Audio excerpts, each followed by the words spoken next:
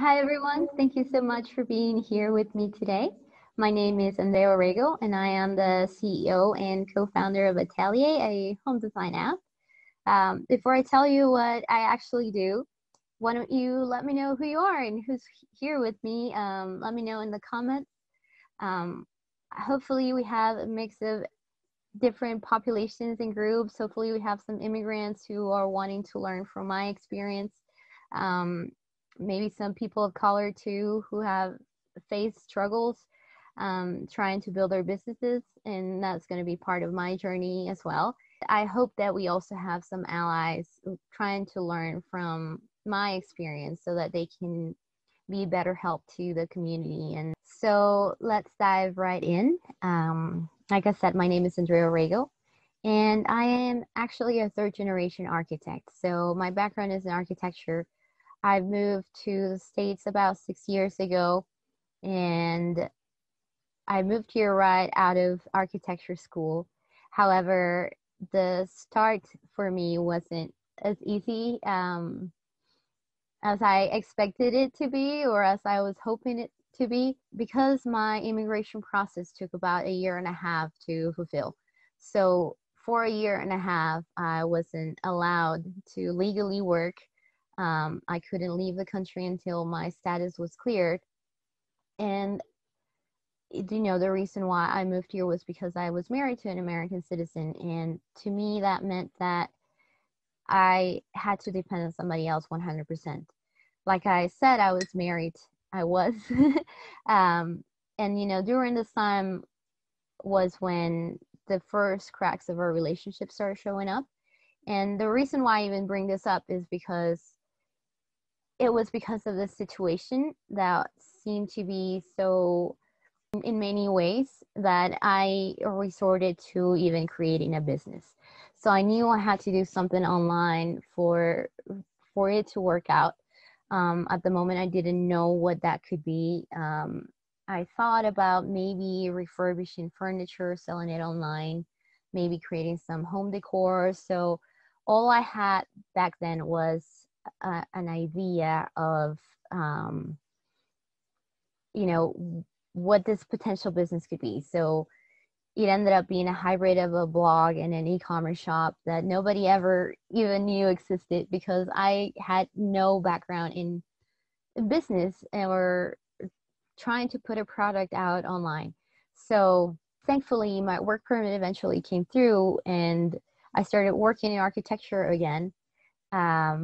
During this time when I was practicing, the business was just a lonely blog on that nobody visited, and I wanted it to be something more. I wanted it to become maybe a passive income stream. And it was actually during my practice that in my day-to-day, I found that a lot of my clients didn't want to hire an interior designer.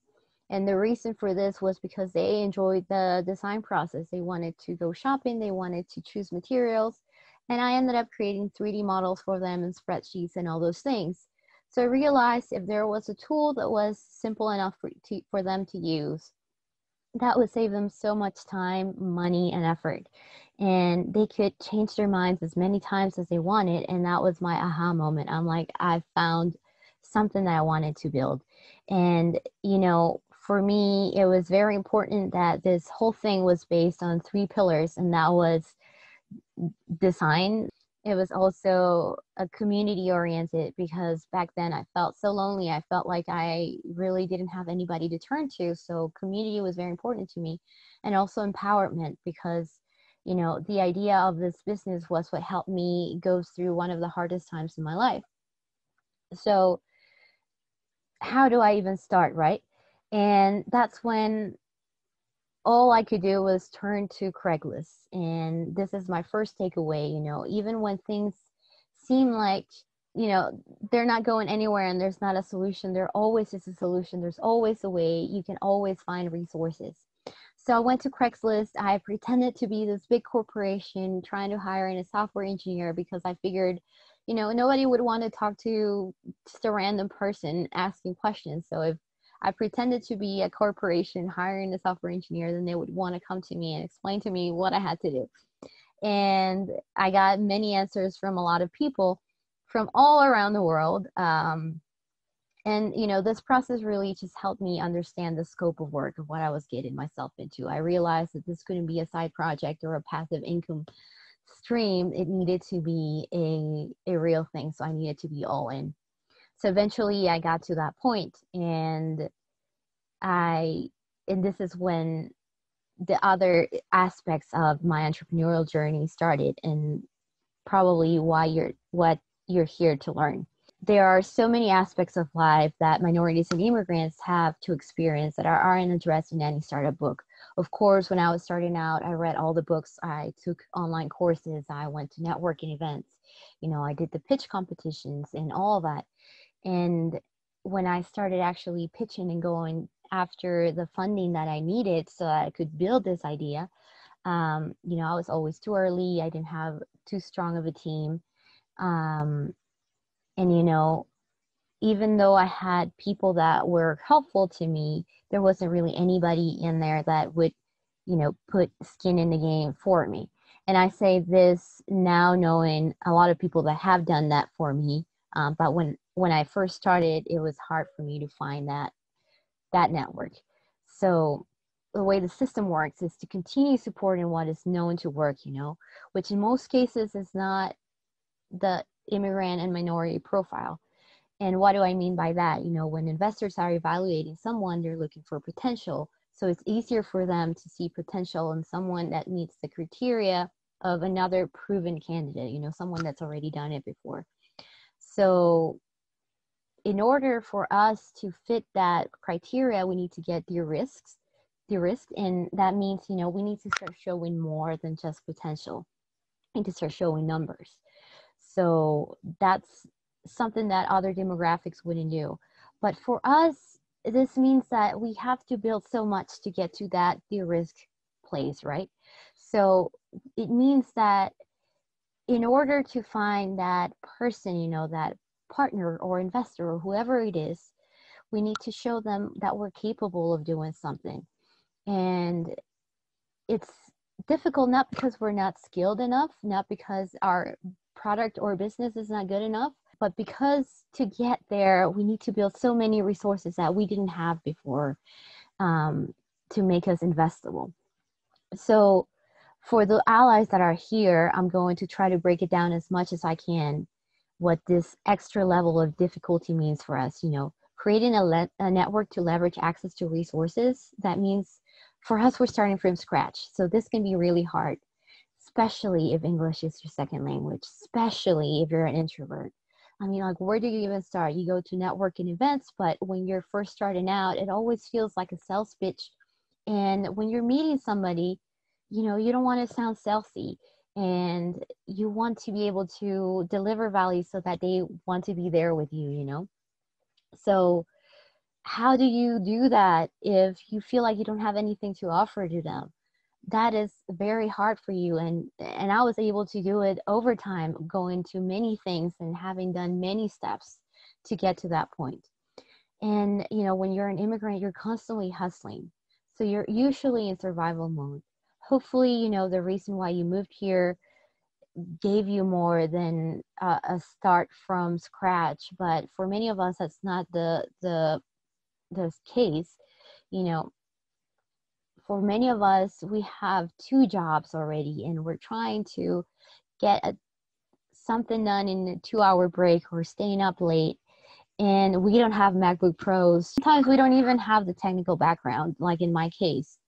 So those are all things that come into account. Like if you don't have a computer that performs to the level that a MacBook would, or another computer, then how do you get up to speed to the people that are starting there already, that have those things, that have the network, especially if you're a person of color and a woman and have kids. Those things do matter. And finally, the technical skill set that I was talking about. And that was my personal struggle as I was trying to build a tech company with no background in tech. I shared my story of how I ended up overcoming that obstacle. I went to Craigslist, and then I ended up You know, what I ended up doing was I went back home, met my co-founders through people I already knew, and realized that I come from, a rich and resourceful country. So why not leverage those resources I already had in my favor, that would allow me to build a product with so much less capital than I would need for it to happen here. I kept hearing the find a technical co-founder, find somebody that comes from, some unicorn company. And that's easy to know to say when you have a potential to get to that network. However, when you're starting out and you don't even have a network here, how do you get there? It takes you so much to build to get to that position. So this was when I realized the biggest lesson that I have to share with you today. For the longest time, I had been building this company as a means to an end. I was building it just to get far enough that I could be backable. I was following the recipe from the books, from other success stories. Realized that the product was always going to feel patchy. It was always going to feel not good enough. And it was not going to be something that I was going to be proud of, most importantly. I was just doing it to get a yes from an investor. I had spent all this time, all of this money, and I see now that those were necessary mistakes that I needed to make in order to learn from them. And now I know that without these mistakes, I wouldn't have ended up finding the team I have now. And to wrap it up, because we're already on time, these are my final takeaways. First, don't build something to be accepted. Build something that you're passionate about and hold on tight to that vision, because it's going to be really easy when you have that mentality of no matter what, I need to make this happen, to go down the wrong path and just do it as a means to an end. Number two, your success metrics don't need to be the same success metrics as everyone else's. Check what potential vanity metrics you might be following. Define what's important to you and define what success is going to look like in your book. And number three is you don't need to fit a profile to sit at the table. Know that you're valuable, regardless of the outcome of your business. Know that you have so much to offer, even when it feels like you don't. And if you can't get a sit at the table, you can create your own table. That's true. I really hope that this candid presentation helped you in any way. Let me know in the comments if you want to reach me. I can reply to you personally. I hope that you got something from this, either from understanding some of the struggles that immigrants and people of color go through, or just, acknowledging that you have strengths and you have ways to make it through this uphill battle, because it will be an uphill battle. My most important message to you is don't give up, but always remember to put yourself first, your health, your stability, your team, and your vision. You'll build something much more beautiful when you have those things as your priorities. Thank you for being here again, and thank you to our sponsors, and we'll see you next time. Bye.